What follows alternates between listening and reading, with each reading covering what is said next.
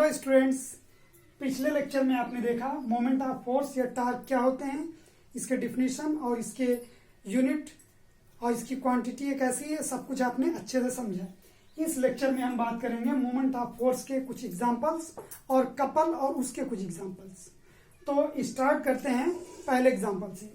आप लोगों ने डोर देखे होंगे। डोर कैसे होते हैं? सपोज करो ये एक डोर है, ये एक डोर है, हम इसको सपोज करते हैं।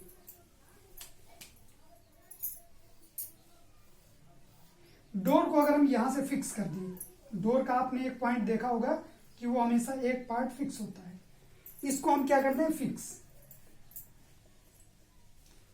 तो अगर ये फिक्स पॉइंट है तो इस पर डोर के किस पार्ट में हैंडल लगा होगा, हैंडल लगा होगा। यस, हमने प्रीवियस लेक्चर में बताया था कि अगर हमें मोमेंट ऑफ फोर्स को देखना है तो जो डिस्टेंस होनी चाहिए वो मैक्सिमम होनी चाहिए।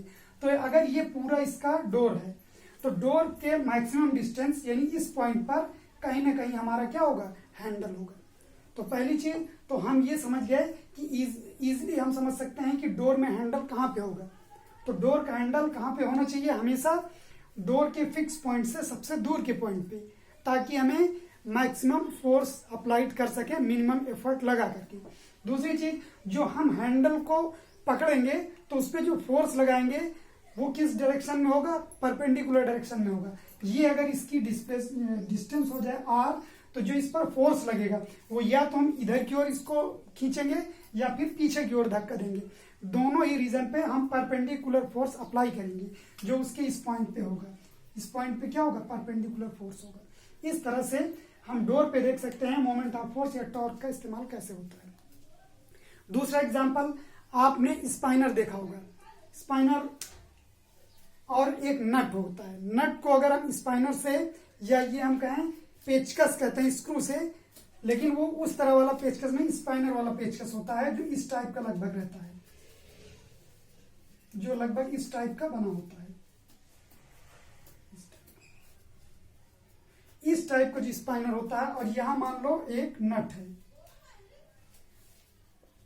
तो ये जब इसको हम रोटेट करना हो, इसका स्पाइनर का लास्ट स्टेज हम ऐसे बना देंगे। इसको हमें कसना हो, टाइट करना हो या लूज करना हो, तो हम क्या करते हैं, कहां से इसको हम पकड़ते हैं, हम पकड़ेंगे इसके सबसे फार दूर के पॉइंट से, क्योंकि हमें मोमेंट ऑफ फोर्स इस पर अप्लाई करना है। तो इसके लिए हम स्पाइनर को अगर हमें स्पिन कराना है, मूव कराना है, रोटेट कराना है, तो हमें क्या करना पड़ेगा, इसके फिक्स पॉइंट को पकड़ करके इसको रोटेट कराएंगे, मूव कराएंगे, जिसकी वजह से या तो ये लूज होगा क्लॉकवाइज में या एंटी क्लॉकवाइज में, या फिर एक डायरेक्शन पे ये क्या होगा, टाइट होगा, जिसकी वजह से ये हो जाएगा। क्या आप समझ गए? आपने पोटर की जो पोटर मशीन होती है उसको भी देखा होगा, ध्यान दिया होगा। इस तरह के और भी एग्जाम्पल हो सकते हैं जो हमको डिफाइन कराते हैं मोमेंट ऑफ फोर्स को। टॉर्क, अब बात करते हैं टॉर्क। टॉर्क इसी से बिल्कुल रिलेटेड होता है, दोनों में एकदम माइन्यूट सा डिफरेंस होता है। दोनों में एक चीज देखते हैं, स्टार्ट करते हैं कपल को भी। तो moment of force, torque and couple, इसको देखते हैं। हमने प्रीवियस लेक्चर में ये एक रॉड ली थी। रॉड पे हमने पॉइंट यहां पे लिया था, फिक्स पॉइंट, और डिस्टेंस वाला पॉइंट जहां से हमको रोटेट करना था यहां लिया था। सपोज करो हम इस पे बिल्कुल मिडिल में, लगभग अप्रोक्सीमेटली मिडिल पे एक पॉइंट ले लेते हैं, या ये मान लो उसके सेंटर ऑफ मास पे एक पॉइंट ले लेते हैं मिडिल पर। तो जो इसका रोटेशन होगा इस फिक्स पॉइंट के अराउंड, ये ब्लेड भी इसका रोटेट करेगा और ये ब्लेड भी इसका रोटेट करेगा, ऐसे भी या ऐसे भी। ये हमारे फोर्स पे डिपेंड करता है कि हम किस डायरेक्शन पे इसको लगा रहे हैं। तो इस तरह से जो रोटेशन हो जाएगा वो कहलाता है कपल, जबकि इसके प्रीवियस वाले रोटेशन में क्या था, वो कहलाता था मोमेंट ऑफ फोर्स, टॉर्क। ये क्या है, कपल। तो इसके एग्जाम्पल भी उसी के अकॉर्डिंग होते हैं। अगर आप एग्जाम्पल की बात करें तो स्पाइनर अगर हमें कोई लेना पड़ेगा जो स्क्रू को टाइट करेगा, तो वो हम इस तरह का स्पाइनर ले सकते हैं। इस तरह का स्पाइनर हमें लेना पड़ेगा। आपने देखा होगा इस तरह के स्पाइनर भी जो चारों ओर घूमते हैं, रोटेट हो जाते हैं चारों तरफ। ये चारों ओर कसने के लिए चारों ओर हम घुमा सकते हैं इसको। आपने जो ड्राइवर होते हैं उनको जो व्हील रोटेट करते हुए देखा होगा, वो भी क्या होता है, मोमेंट ऑफ फोर्स नहीं है, बल्कि वो क्या है, कपल है। वैसे ही इस तरह का स्पाइनर भी कपल होता है। आपने कीज को देखे होंगे, लॉक पे अगर की को आप लॉक करते हैं, रोटेट करते हैं, तो उसका जो रोटेशन होता है वो भी क्या होता है, कपल होता है। इस तरह से इन दोनों में थोड़ा सा डिफरेंस है, जिसके जरिए आप कपल और मोमेंट को, फोर्स को समझ सकते हैं। तो जिस तरह से हमने मोमेंट ऑफ फोर्स के को डिफाइन किया था फार्मूला, उस तरह से कपल का भी फार्मूला डिफाइन करते हैं, दोनों सेम होते हैं। तो क्योंकि आपने एग्जांपल देख लिया है, तो केवल ये बचता है कि हम इसका फार्मूला डिफाइन करें। इसके बाद फिर नेक्स्ट लेक्चर में हम इसको देखेंगे कि कैसे हम इसके प्रॉब्लम्स को सोल्यूशन करते हैं, कैसे इसके न्यूमेरिकल्स को सॉल्व करते हैं। इसका फार्मूला देखते हैं। सपोज करें ये फिक्स पॉइंट है, हम कपल की बात करते हैं। अगर हम कपल की बात करें तो हमें जो है एक लेना पड़ेगा पॉइंट, ये हो गया इसका फिक्स पॉइंट, और इस पर एक फोर्स हम लगाएंगे।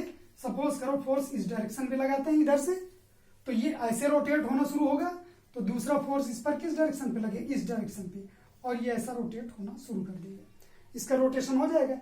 तो इसका मीनिंग क्या हुआ, हमें इस पर दो फोर्स की जरूरत पड़ती है, इस पर हमें दो फोर्स की जरूरत पड़ती है। Let us suppose that this force is F1 and this force is F2, और जो इसकी डिस्टेंस है, ये इसका फिक्स पॉइंट O हो गया, ये इसकी डिस्टेंस R1 हो जाए और ये इसकी डिस्टेंस R2 हो जाए।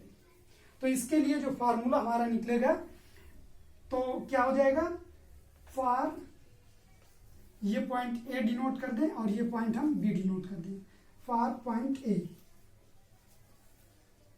जो इसके लिए नेट टॉर्क निकलेगा वो क्या होगा, τ1 is equal to F1 cross F1 into R1। यहां पे मैं वेक्टर स्केलर की बात नहीं कर रहा, केवल न्यूमेरिकल वैल्यू की बात कर रहा हूं, इसलिए इसको हम चाहे अभी जिस तरह से लिख दें। And for point B τ2 is equal to F2 cross R2। अब अगर हम इक्विलिब्रियम की बात करें, यानी ये पॉइंट इस जगह पे है कि ये दोनों पॉइंट को बैलेंस कर देता है, पॉइंट E को भी, A को भी बैलेंस करता है और पॉइंट B को भी, पॉइंट O दोनों पॉइंट A और B को बैलेंस कर दे। अगर उस पॉइंट की बात करें तो उसको हम बोलते हैं पॉइंट ऑफ इक्विलिब्रियम या balancing point, on point of equilibrium.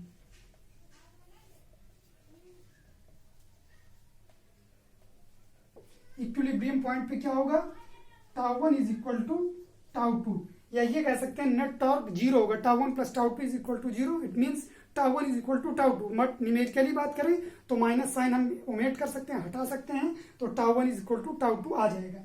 अब यहां से अगर हम देखें तो ये हो जाएगा F1 cross R1 is equal to F2 cross R2। ये इसका हो गया इक्विलिब्रियम पॉइंट पर इसका फार्मूला। अच्छा, अब एक और चीज देखते हैं। अगर आप रिकॉल करें तो हमने जो मोमेंट ऑफ फोर्स की बात की थी वो इस फिक्स पॉइंट से सबसे फार अवे पॉइंट की बात की थी। यहां पे दोनों तरफ की डिस्टेंस हम लेते हैं, जबकि टॉर्क में केवल एक तरफ की डिस्टेंस ली जाती है फार अवे पॉइंट से, और इसमें क्या होता है, इक्विलिब्रियम के लिए हम दोनों तरफ के पॉइंट को कंसीडर करते हैं। और इक्विलिब्रियम में ये चीज का ये कोई कभी जरूरी नहीं कि ये बिल्कुल मिडिल में हो पॉइंट। अगर ये पॉइंट इधर या उधर होगा, सपोज करते हैं पॉइंट इधर हुआ या उधर हुआ, तो उससे क्या होगा, फोर्स को हमें बढ़ाना या घटाना पड़ेगा ताकि पॉइंट O जो है हमेशा इक्विलिब्रियम में रहे। ठीक है, इसका मीनिंग क्या होगा, ये कोई जरूरी नहीं कि मिडिल पर है, ये जिधर भी होगा उसी अकॉर्डिंग फोर्स जो है ग्रेटर या लोअर होते रहेंगे। वो आपको न्यूमेरिकल में दिखाई देगा। जैसे ही न्यूमेरिकल हम सॉल्व करेंगे, फोर्स कम ज्यादा दिए होंगे, वहां से हम उसको बैलेंस करके सॉल्व करेंगे।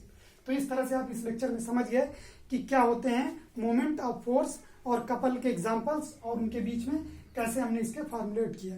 इस तरह से ये वीडियो लेक्चर एंड होता है। नेक्स्ट वीडियो लेक्चर के लिए फिर से मिलते हैं। बाय।